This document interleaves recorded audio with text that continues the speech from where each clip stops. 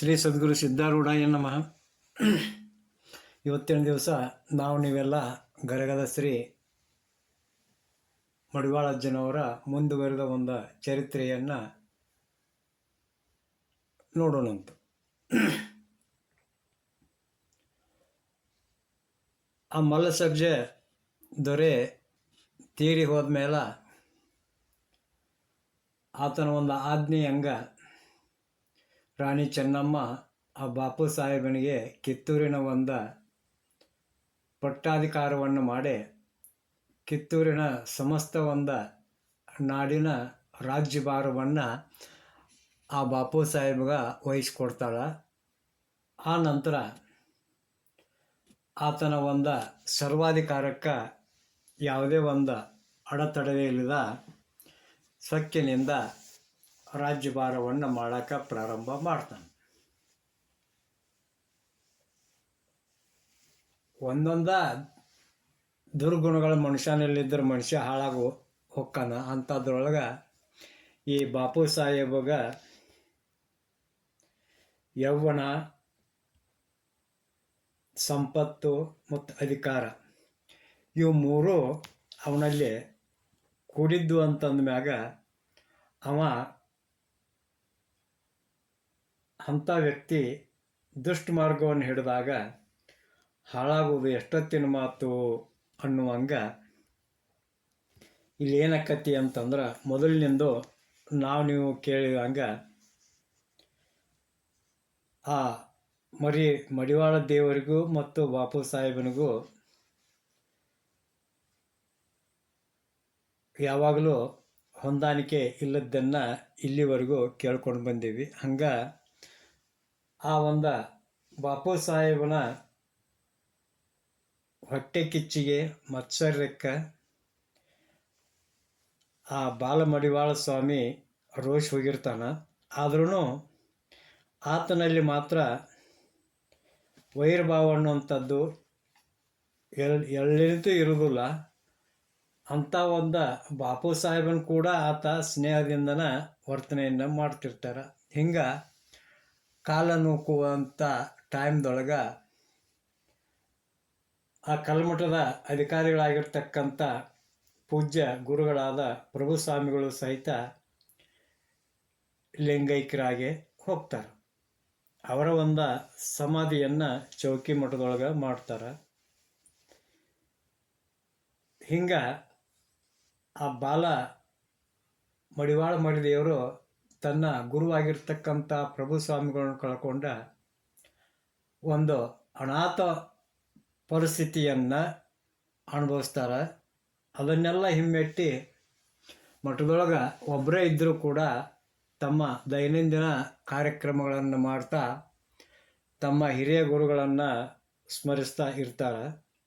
ಇಂಥ ವೇಳೆದೊಳಗೆ ಬಾಪು ಸಾಹೇಬನಂತೇಕ ಒಂದು ದುಷ್ಟ ಬುದ್ಧಿ ವಿಚಾರ ಹೊಳಿತೈತಿ. ಅದೇನಪ್ಪ ಅಂತಂದ್ರೆ, ಇನ್ನು ಮುಂದೆ ಈ ನಮ್ಮ ಕಿತ್ತೂರಿನ ಕಲ್ಮಠಕ್ಕೆ ಆ ಮಡಿವಾಳ ಮರಿದೇವರನ್ನು ನಾವು ಪಟ್ಟಕ್ಕೆ ಕಟ್ಟಿದ್ದೀವಿ ಅಂತಂದ್ರೆ ಆತ ನಮ್ಮ ಈ ಒಂದು ಸಂಸ್ಥಾನದ ಕುಲಗುರು ಅಕ್ಕನ. ಅವ ಕುಲಗುರು ಆದ ಅಂತಂದ್ರೆ ನಾಳೆ ನಾನು ಆ ಗುರು ಹೇಳಿದಂಗೆ ಕೇಳ್ಕೊಂಡು ರಾಜ್ಯಭಾರ ಮಾಡೋದಕ್ಕತಿ. ಅವ ನನಗಿಂತ ಸಣ್ಣವದಾನು, ಅವನ ಮಾತು ನಾ ಯಾಕೆ ಕೇಳಬೇಕು? ಹೆಂಗಾದ್ರೂ ಮಾಡಿ ಏನಾದರೂ ಯೋಚನೆ ಮಾಡಿ ಆ ಒಂದು ಮಡಿವಾಳ ಮರಿದೇವರನ್ನು ಈ ಒಂದು ಕಿತ್ತೂರಿನ ಕಲ್ಮಠದಿಂದ ಹೊರಗೆ ಹಾಕಬೇಕು ಅಂತಕ್ಕಂಥ ಒಂದು ದುಷ್ಟ ಯೋಚನೆ ಅವನಲ್ಲೇ ಮೊಳಕೆ ಹೊಡಿತೈತಿ. ಆ ಮೊಳಕೆ ಹೊಡೆದಂಥ ಟೈಮ್ದೊಳಗೆ ಅವನ ಸುತ್ತಮುತ್ತಿದ್ದಂಥ ಕೆಲವು ಕುಹಕಿಗಳು ಕಂತ್ರಿ ಜನ ಅದಕ್ಕೆ ಇನ್ನಷ್ಟು ತುಪ್ಪ ಸುರಿವೆ. ಒಂದು ಬೆಂಕಿಗೆ ಹೆಂಗೆ ತುಪ್ಪ ಸುರಿವಿ ಇನ್ನೂ ಬಗ್ಗಂತ ಉರಿದಿತ್ತು, ಹಂಗೆ ಆ ಕಂತ್ರಿ ಜನ ಅವನಿಗೆ ಮತ್ತಷ್ಟು ಪ್ರೋತ್ಸಾಹವನ್ನು ಕೊಟ್ಟರು. ಆ ಒಂದು ಕುತಂತ್ರಿಗಳ ಬೆನ್ನು ಹತ್ತಿ ತನ್ನ ಒಂದು ದುಷ್ಟತನವನ್ನು ತೋರಿಸ್ಬೇಕು, ಆ ಮಡಿವಾಳ ಸ್ವಾಮಿನ ಮಠದಿಂದ ಹೊರಗೆ ಹಾಕಬೇಕು ಅಂತೇಳಿ ತಿಳ್ಕೊಂಡ ಒಂದು ಅತಿ ನೀಚವಾಗಿರ್ತಕ್ಕಂಥ ಯೋಜನೆಯನ್ನು ಮಾಡ್ತಾನೆ. ಅದೇನಪ್ಪ ಅಂತಂದ್ರೆ, ಮಠದೊಳಗೆ ಆ ಸ್ವಾಮಿಗಳನ್ನು ಕರೆಸಿ ಅವರ ಜಿತೇಂದ್ರಿಯತ್ವವನ್ನು ಪರೀಕ್ಷಿಸಬೇಕು. ಅವರು ಎಷ್ಟರ ಮಟ್ಟಿಗೆ ಕಾಮವನ್ನು ಗೆದ್ದಾರು ಅನ್ನುವಂಥದ್ದನ್ನು ಪರೀಕ್ಷೆ ಮಾಡಬೇಕು. ಈ ಪರೀಕ್ಷೆಯೊಳಗೆ ಆ ಮಡಿವಾಳ ಮರಿದೇವರು ಸೋಲುವುದಂತೂ ಖಚಿತ. ಯಾಕಂದ್ರೆ ಹಿಂದಿನ ಕಾಲದೊಳಗೆ ಸಹಿತ ವಿಶ್ವಾಮಿತ್ರ ಮಹಾಮುನಿ ಅಂತ ಮುನಿನ ಆ ಮೇನಕೆಗೆ ಮನಸೋತು ತಪಭ್ರಷ್ಟ ಆಗ್ಯಾನು ಅಂತಂದ ಮ್ಯಾಗ ಇಂಥ ಒಬ್ಬ ಯಕಶ್ಚಿತ್ ಬಾಲ ಮಡಿವಾಳ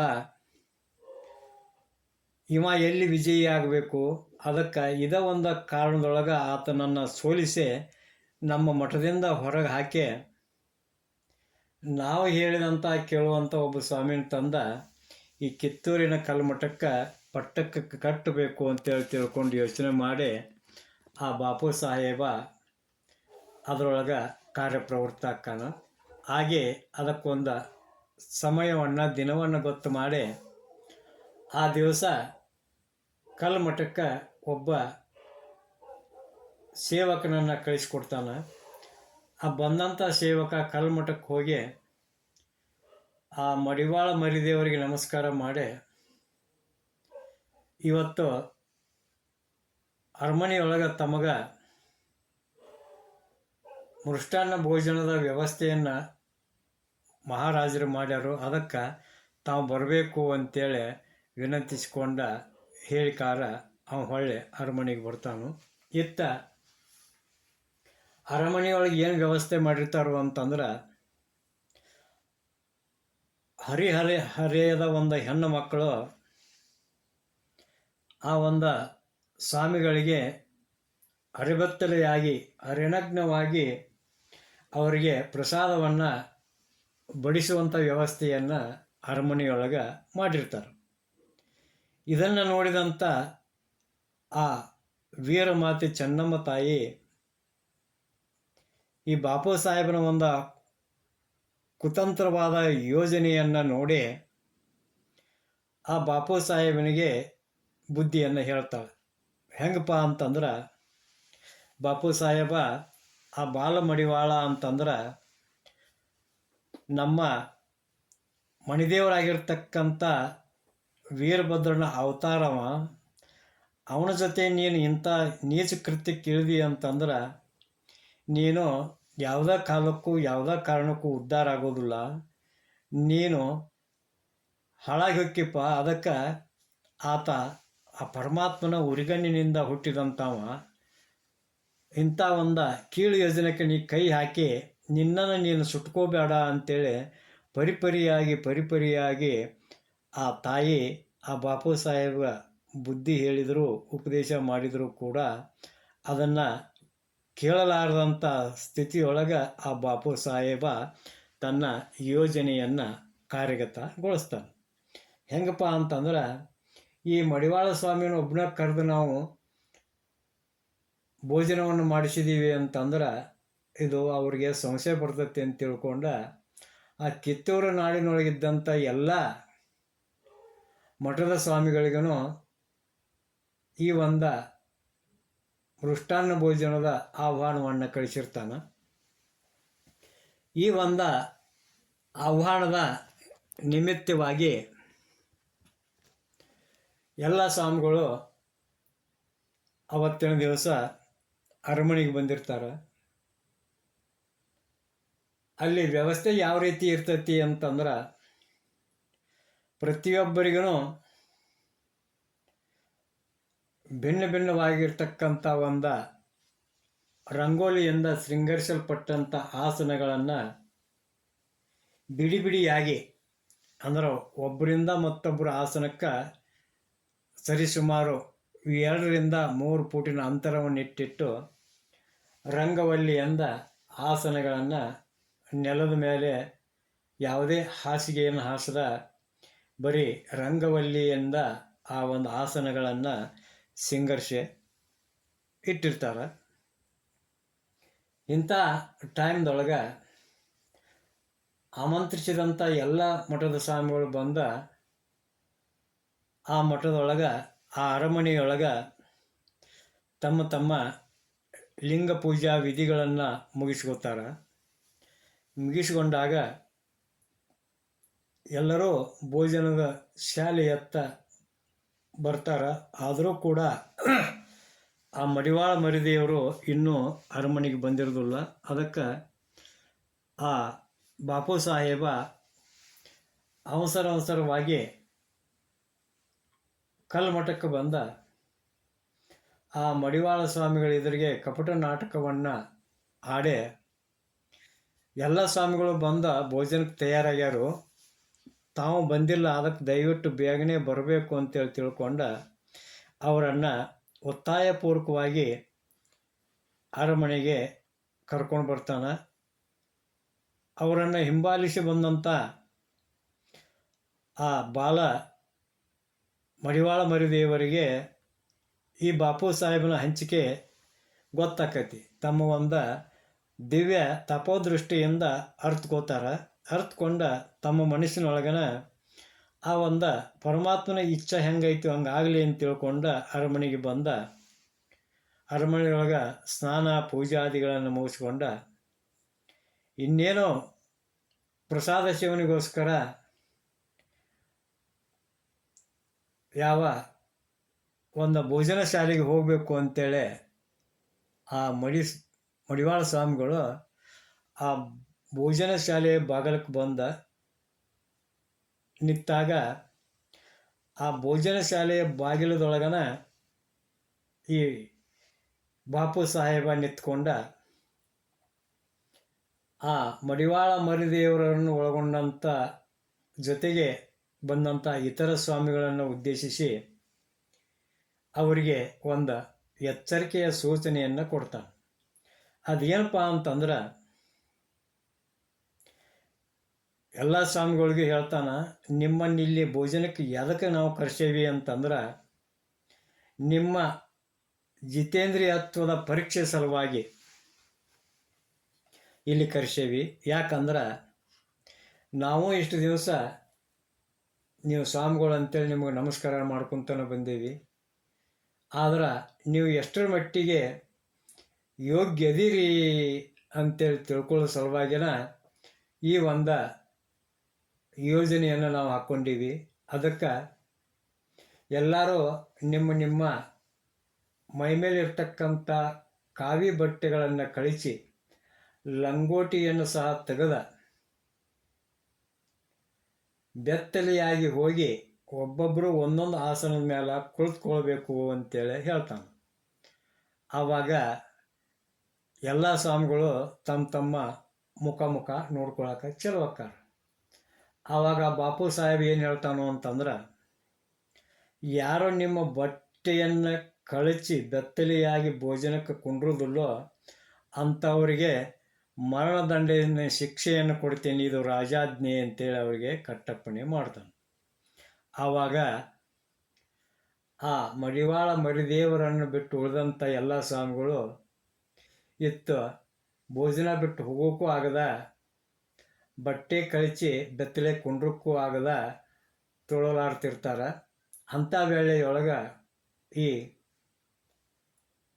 ಮಡಿವಾಳ ಮರಿದೇವರು ಯಾವುದಕ್ಕೂ ಹೆದರದ, ಎದಕ್ಕೂ ಅಂಜದ ತಮ್ಮ ಮೈಮೇಲಿರ್ತಕ್ಕಂಥ ಎಲ್ಲ ಬಟ್ಟೆಗಳನ್ನು ಕಳಚಿಬಿಟ್ಟು ಲಂಗೋಟಿಯನ್ನು ಸಹ ತೆಗೆದಿಟ್ಟ ನೇರವಾಗಿ ಆ ಒಂದು ಭೋಜನ ಶಾಲೆಯನ್ನು ಪ್ರವೇಶ ಮಾಡ್ತಾರೆ.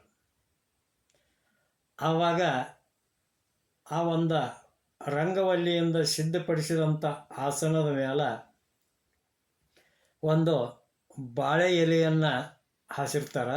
ಆ ಬಾಳೆ ಎಲೆ ಮ್ಯಾಗ ಹೋಗಿ ಈ ಮಡಿವಾಳ ಮರಿದೇವರು ಬತ್ತಲೆಯಾಗಿ ಕೂತ್ಕೊಳ್ತಾರೆ. ಅದರಂತ ಇನ್ನು ಉಳಿದ ಸ್ವಾಮಿಗಳು ಸಹಿತ ಒಬ್ಬೊಬ್ಬರು ಒಂದೊಂದು ಆಸನದ ಮೇಲಿರ್ತಕ್ಕಂಥ ಬಾಳೆ ಎಲೆಯೊಳಗೆ ಬತ್ತಲೆಯಾಗಿ ಹೋಗಿ ಕುಂಡಿರ್ತಾರೆ. ಕುಂತ ನಂತರ ಅವರಿಗೆ ಭೋಜನವನ್ನು ಒಂದು ಬಡಿಸುವ ವ್ಯವಸ್ಥೆ ಪ್ರಾರಂಭ ಆಕ್ಕೈತಿ. ಅಲ್ಲಿ ಬಡಿಸಲಿಕ್ಕೆ ಹದಿಹರೆಯದ ಹೆಣ್ಣು ಮಕ್ಕಳು ಅರೆನಗ್ನಾವಸ್ಥೆಯಲ್ಲಿ ಬಂದ ಅಲ್ಲಿರ್ತಕ್ಕಂಥ ಸ್ವಾಮಿಗಳಿಗೆ ಊಟವನ್ನು ನೀಡುವಂಥ ಒಂದು ಕೆಲಸ ಪ್ರಾರಂಭ ಮಾಡ್ತಾರೆ. ಆ ನೀಡುವಂಥ ಹೆಣ್ಣುಮಕ್ಕಳು ತಮ್ಮ ಒಂದು ಮೈಮಾಟವನ್ನು ಊಟಕ್ಕೆ ಕುಳಿತಂಥ ಸ್ವಾಮಿಗಳು ಕಾಮೋದ್ರಿಕ್ತರಾಗುವಂಗ ತಮ್ಮ ಹಾವಭಾವಗಳನ್ನು ತಮ್ಮ ಅಂಗಾಂಗಗಳನ್ನು ಪ್ರದರ್ಶನ ಮಾಡ್ತಾ ಅಲ್ಲೇ ಊಟವನ್ನು ಬಡಿಸುವಂಥ ಒಂದು ಕಾರ್ಯಕ್ರಮ ಮಾಡ್ತಾರೆ. ಆವಾಗ ಅಲ್ಲೇ ಊಟಕ್ಕೆ ಕುಳಿತಂಥ ಎಲ್ಲ ಸ್ವಾಮಿಗಳು ಆ ಒಂದು ನಗ್ನವಾಗಿರ್ತಕ್ಕಂಥ ಅತಿ ಸುಂದರವಾಗಿರ್ತಕ್ಕಂಥ ಹದಿಹರೆಯದ ಹೆಣ್ಣು ಮಕ್ಕಳ ಒಂದು ಮೈಮಾಟವನ್ನು ನೋಡಿ ಆ ಒಂದು ಸ್ವಾಮಿಗಳ ಚಿತ್ತು ಚಂಚಲವಾಗಿ ತಮ್ಮಲ್ಲಿರ್ತಕ್ಕಂಥ ಒಂದು ಜಿತೇಂದ್ರಿಯತ್ವವನ್ನು ಕಳ್ಕೊತಾರೆ. ಆದ್ರೆ ಇಲ್ಲಿ ಮೂಲ ಉದ್ದೇಶ ಏನಿರ್ತೈತಿ ಬಾಪು ಸಾಹೇಬಂದು ಅಂತಂದ್ರೆ ಈ ಒಂದು ನೆವದಿಂದ ಆ ಮಡಿವಾಳ ಸ್ವಾಮಿ ಜಿತೇಂದ್ರಿಯತ್ವವನ್ನು ಕಳ್ಕೊತಾನ. ಹಾಗಾಗಿ ಅನಾಯಾಸವಾಗಿ ನಾವು ಇವನನ್ನು ನಮ್ಮ ಕಲ್ಮಠದಿಂದ ಹೊರಗೆ ಹಾಕ್ಬೋದು ಅಂತೇಳಿ ಯೋಜನೆಯನ್ನು ಇಟ್ಕೊಂಡಿದ್ದ. ಆ ಯೋಜನೆ ಪ್ರಕಾರ ಮಡಿವಾಳ ಸ್ವಾಮಿಗಳು ಸಹಿತ ಊಟಕ್ಕೆ ಕುಂತಿರ್ತಾರೆ. ಆದ್ರೆ ಆ ಮಡಿವಾಳ ಬಾಲಕನಾಗಿದ್ದಾಗ ಆ ತಾಯಿ ನಾಗಲಾಂಬಿಕೆಯಿಂದ ಮಾತೃ ಯೋಗ ದೀಕ್ಷೆಯನ್ನು ಪಡ್ಕೊಂಡ ಆ ಒಂದು ಜಿತೇಂದ್ರಿಯತ್ವವನ್ನು ಗೆದ್ದ ಮಹಾಪುರುಷನಾಗಿರ್ತಾನು. ಅಂಥ ಮಹಾಪುರುಷನ ಮುಂದೆ ಇಂಥ ಅರೆನಗ್ನಾವಸ್ಥೆ ಹೆಣ್ಣು ಮಕ್ಕಳು ಬಂದಾಗ ಈ ಹೆಣ್ಣು ಮಕ್ಕಳೆಲ್ಲ ನನ್ನ ತಾಯಿ ನಾಗಲಾಂಬಿಕೆಯ ಸ್ವರೂಪ ಅಂತೇಳಿ ತಿಳ್ಕೊಂಡ ಯಾವುದೇ ಒಂದು ಕಾಮದ ವಿಕಾರ ಇಲ್ಲದನ ಏನು ಮಾಡ್ತಾರೋ ಆ ಪ್ರಸಾದವನ್ನು ಸ್ವೀಕಾರ ಮಾಡಿ ಆ ಒಂದು ಕೈಯನ್ನು ತೊಳೆದ ಹೊರಗಡೆ ಬಂದ ಬಟ್ಟೆಗಳನ್ನು ಧರಿಸಿಕೊಂಡ ಆ ಒಂದು ಪ್ರಭು ಸ್ವಾಮಿ ನೀಡಿದಂಥ ಒಂದು ದಕ್ಷಿಣೆಯನ್ನು ತಾಂಬೂಲವನ್ನು ಸ್ವೀಕರಿಸಿ ಮಡಿವಾಳ ಮರಿದೇವರ ಸಮೇತವಾಗಿ ಬಂದಂಥ ಎಲ್ಲ ಸ್ವಾಮಿಗಳು ತಮ್ಮ ತಮ್ಮ ಮಠಗಳಿಗೆ ಹಿಂದಿರುಗಿ ಹೋಗ್ತಾರೆ. ಅವ್ರು ಹೋದ ಮೇಲೆ ಆ ಬಾಪು ಸಾಹೇಬ ಆ ಭೋಜನ ಶಾಲೆಯೊಳಗೆ ಹೋಗಿ ಪ್ರತಿಯೊಬ್ಬರೂ ಕುಂತಂಥ ಬಾಲಿ ಎಲೆಗಳನ್ನು ಪರೀಕ್ಷಿಸಿ ನೋಡ್ತಾನೆ. ಅಲ್ಲಿ ಎಲ್ಲ ಎಲೆಗಳಲ್ಲಿಯೂ ಆ ಒಂದು ಜಿತೇಂದ್ರಿಯತ್ವ ಹರಣ ಆಗಿರ್ತಕ್ಕಂಥ ಕುರುಹುಗಳನ್ನು ಕಾಣ್ತಾನೆ. ಹಂಗ ನೋಡ್ತಾ ನೋಡ್ತಾ ಈ ಮಡಿವಾಳ ಮರಿದೇವರ ಕುಳಿತಂಥ ಬಾಳೆ ಎಲೆಯನ್ನು ನೋಡಿದಾಗ ಸ್ವಚ್ಛವಾಗಿ ನಿರ್ಮಲವಾಗಿ ಯಾವುದೇ ಥರದ ಯಾವುದೇ ಕಲ್ಮಸ ಇರಲಾರ್ದನ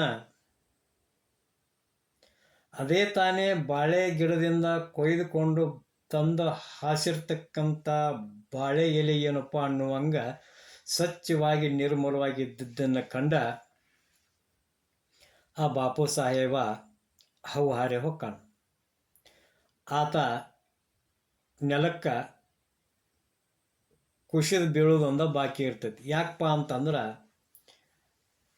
ಈ ಒಂದು ಮಡಿವಾಳ ಮರಿದೇವರನ್ನು ಮಠದಿಂದ ಹೊರಗೆ ಹಾಕೋ ಯೋಜನೆ ಒಳಗೆ ನಾನು ಸಫಲ ಆಕ್ಕೇನಿ ಅಂತೇಳಿ ತಿಳ್ಕೊಂಡಿದ್ದ.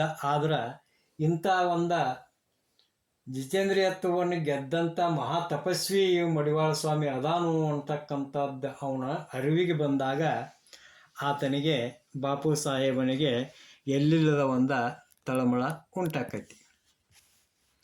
ಇಂಥ ಒಂದು ಪರಿಸ್ಥಿತಿಯೊಳಗೆ ಆ ಮಡಿವಾಳ ಮರಿದೇವರು ಈ ಪರೀಕ್ಷೆಯಲ್ಲಿ ಗೆದ್ದು ನೇರವಾಗಿ ಮಠಕ್ಕೆ ಬಂದ ವಿಶ್ರಾಂತಿ ಪಡಿತಾರೆ. ಆವಾಗ ಹಿಂದಿನಿಂದ ಆ ರಾಣಿ ಚೆನ್ನಮ್ಮಾಜಿಯ ಹೊಟ್ಟೆ ಮಗನ ಅಂತ ಬಾಳ ಸಾಹೇಬ ಓಡೋಡ್ತಾ ಕಲ್ಮಠಕ್ಕೆ ಬಂದ. ಆ ಮಡಿವಾಳ ಮರಿದೇವರಿಗೆ ದೀರ್ಘದಂಡ ನಮಸ್ಕಾರಗಳನ್ನು ಸಲ್ಲಿಸಿ ನಮಸ್ಕಾರ ಮಾಡಿ ಅವರಲ್ಲಿ ಕ್ಷಮಾಪಣೆಯನ್ನು ಕೇಳ್ಕೊತಾನೆ. ಹೆಂಗಪ್ಪ ಅಂತಂದ್ರೆ, ಮರಿದೇವರ ನೀವು ನನಗಿಂತ ಹಿರಿಯರು, ಆದರೂ ಕೂಡ ನೀವು ನನ್ನನ್ನು ನಾನು ನಿಮ್ಮನ್ನು ಹಿರಿಯಣ್ಣ ಅಂತೇಳಿ ತಿಳ್ಕೊಂಡೇನಿ. ಅಂತಾದ್ರೊಳಗೆ ಆ ಬಾಪು ಸಾಹೇಬ ನಿಮಗೆ ಈ ರೀತಿ ಅಪಮಾನ ಮಾಡಬಾರ್ದಾಗಿತ್ತು, ಮಾಡ್ಯಾನು ಅಂತಂದ ಮ್ಯಾಗ ಇದೇನೋ ಅಶುಭ ಸೂಚನೆ ಕಂಡು ಬರ್ತೈತಿ. ಅದಕ್ಕೆ ದಯವಿಟ್ಟು ತಾವು ಸಮಾಧಾನದಿಂದ ಇರಬೇಕು, ಮಠದೊಳಗೆ ಇರಬೇಕು, ಮಠ ಬಿಟ್ಟ ಹೋಗುವಂಥ ಯಾವುದೇ ನಿರ್ಧಾರವನ್ನು ನೀವು ಮಾಡಬಾರ್ದು ಅಂತೇಳಿ ಹೇಳಿದಾಗ ಆ ಒಂದು ಮಡಿವಾಳ ಮರಿದೇವರು ಆ ಒಂದು ಮುಗ್ಧ ಸ್ವಭಾವದ ಆ ಬಾಳಾ ಸಾಹೇಬನ ಬೆನ್ನ ಮೇಲೆ ಕೈ ಆಡಿಸ್ಕೊಂತ ಹೇಳ್ತಾರೆ, ನೋಡು ಬಾಳಾ ಸಾಹೇಬ, ನಿನ್ನ ಮನಸ್ಸು ಹಾಲಿನಂಗೆ ಐತಪ್ಪ. ನಿನ್ನ ನೋಡಿದ್ರೆ ನಾನು ಈ ಮಠ ಬಿಟ್ಟ ಹೋಗಬಾರ್ದು ಅಂತ ಅನಿಸ್ತೈತಿ. ಆ ರಾಣಿ ಚೆನ್ನಮ್ಮ ತಾಯಿ ನಿನಗಷ್ಟ ತಾಯಿಯಲ್ಲ, ನನಗೂ ಕೂಡ ತಾಯಿನ ಹಾಕಿ. ಈ ಒಂದು ಬಾಪು ಸಾಹೇಬನ ಹೊಲಸು ಯೋಜನಾದಿಂದ ಆ ತಾಯಿ ಚೆನ್ನಮ್ಮ ಎಷ್ಟು ನೊಂದ್ಕೊಂಡಾಳೋ ಏನೋ. ಅದಕ್ಕಪ್ಪ ನನಗೂ ನಿಮ್ಮನ್ನೆಲ್ಲ ಬಿಟ್ಟ ಹೋಗಬಾರ್ದು ಅಂತೇಳಿ ಅನಿಸ್ತೈತಿ. ಆದ್ರೆ ಏನು ಮಾಡೋದು, ಆ ಪರಮಾತ್ಮನ ಸಂಕಲ್ಪ ಏನಾಯ್ತು ಯಾರಿಗೆ ಗೊತ್ತು. ಆದರೂ ಒಂದು ಮಾತು ಬಾಳ ಸಾಹೇಬ, ನಾ ಎಲ್ಲೇ ಹೋಗಲಿ ಎಲ್ಲೇ ಇರಲಿ ನಿನ್ನನ್ನು, ಆ ತಾಯಿ ಚೆನ್ನಮ್ಮನನ್ನು ಎಂದೂ ನಾನು ಮರಿದಿಲ್ಪ. ನೀವು ಯಾವಾಗಿದ್ದರೂ ನನ್ನ ಹೃದಯಕ್ಕೆ ಹತ್ತಿರವಾಗಿನ ಇರ್ತೀರಿ ಅಂತೇಳಿ ತಿಳ್ಕೊಂಡ ಹೇಳ್ತಾ, ಬಾಳ ಸಾಹೇಬ, ನಾ ಇನ್ನು ಭಾಳ ದಿವಸ ಇಲ್ಲಿ ಇರುವಂಗೆ ಕಾಣೋದಿಲ್ಲ. ಈ ಒಂದು ಕಿತ್ತೂರನ್ನು ಅಗಲುವಂಥ ಕಾಲ ಸಮೀಪ ಬಂದೈತಿ. ಅದಕ್ಕೆ ನಾ ಗಟ್ಟಿ ಆಗಬೇಕಾಗೈತಿ ತಮ್ಮ. ಅದಕ್ಕೆ ಅಳಕ್ಕೆ ಹೋಗಬೇಡ. ನಿನ್ನ ಹೃದಯವನ್ನು, ನಿನ್ನ ಮನಸ್ಸನ್ನು ಗಟ್ಟಿ ಮಾಡ್ಕೋ. ಹಂಗೆ ಆ ನನ್ನ ತಾಯಿ ಚೆನ್ನಮ್ಮನಿಗೆ ನನ್ನ ಹೃತ್ಪೂರ್ವಕವಾಗಿರ್ತಕ್ಕಂಥ ಅನಂತ ವಂದನೆಗಳನ್ನು ಅರ್ಪಿಸು ಅಂತೇಳಿ ತಿಳ್ಕೊಂಡ ಆ ಮಡಿವಾಳ ಮರಿದೇವರು ಉಕ್ಕಿ ಬರುವ ಒಂದು ಆತ್ಮೀಯತೆಯಿಂದ, ಸ್ನೇಹದಿಂದ ಆ ಬಾಳಾ ಸಾಹೇಬನನ್ನು ಹತ್ಕೊಂಡ ಆಲಂಗಿಸ್ತಾರೆ. ಹಿಂಗೆ ಆವಾಗ ಆ ಬಾಳಾ ಸಾಹೇಬ ಅಳಕ್ಕೆ ಚಲೋ ಅಕ್ಕಾನ. ಆವಾಗ ಅವನ ಕಣ್ಣೀರನ್ನು ಒರೆಸ್ಕೊಂತ ಆ ಮಡಿವಾಳ ಸ್ವಾಮಿಗಳು ಹೇಳ್ತಾರೋ, ತಮ್ಮ ಬಾಳಾ ಸಾಹೇಬ, ಇದ ನನ್ನ ಮತ್ತು ನಿಮ್ಮ ಕೊನೆ ಭೇಟಿ ಆಗಿರ್ಬೇಕು. ಬಹುಶಃ ಇದ ಕೊನೆ ಭೇಟಿನೂ ಆಗ್ಬೋದು. ಮತ್ತೊಮ್ಮೆ ಕಾಣುವಂಥ ಭೇಟಿಯಾಗುವಂಥ ಯೋಗ ಬಂದ್ರೆ ಭಾಳ ಸಂತೋಷ. ಆ ಯೋಗ ಅಕಸ್ಮಾತ್ ಬರದೇ ಇದ್ರೆ ಒಂದು ಮಾತು ಬಾಳ ಸಾಹೇಬ, ಈ ಒಂದು ನಾಡನ್ನು ಪ್ರೇಮದಿಂದ ಕಾಣು, ವೈರಿಗಳನ್ನು ಸಹಿತ ಆತ್ಮೀಯತೆಯಿಂದ ಕಾಣು. ನೀನು ನಿರಾಳವಾಗಿ ಪರಿಶುದ್ಧ ಭಾವನೆಯಿಂದ ಆ ವೈರಿಗಳ ಬಂದ ವೈರತ್ವ ಮೈತ್ರಿಗೆ ಪರಿವರ್ತಿತ ಆಗುವಂತೆ ನೀನು ನಡ್ಕೊಳ್ಪ. ನಿನಗೆ ಆ ಪರಮಾತ್ಮ ಶುಭವನ್ನು ಮಾಡಲಿ ಅಂತೇಳಿ ತಿಳ್ಕೊಂಡ ಅವನಿಗೆ ಆಶೀರ್ವಾದ ಮಾಡಿ, ಹಂಗೆ ತಾಯಿ ಚೆನ್ನಮ್ಮನಿಗೆ ಮರಿದನ ನನ್ನ ನಮಸ್ಕಾರಗಳನ್ನು ವಂದನೆಗಳನ್ನು ತಿಳಿಸ್ಪ ಅಂತ ಹೇಳ್ತಾರೋ ಅನ್ನುವಲ್ಲಿಗೆ ಇವತ್ತಿನ ಒಂದು ಚರಿತ್ರೆಯ ಕಥನವನ್ನು ಮುಕ್ತಾಯಗೊಳಿಸೋಣಂತ. ಜೈ ಮಂಗಲಂ, ಜೈ ನಮ ಪಾರ್ವತೀಪತಿ ಶಿವ ಹರ ಹರ ಮಹಾದೇವ.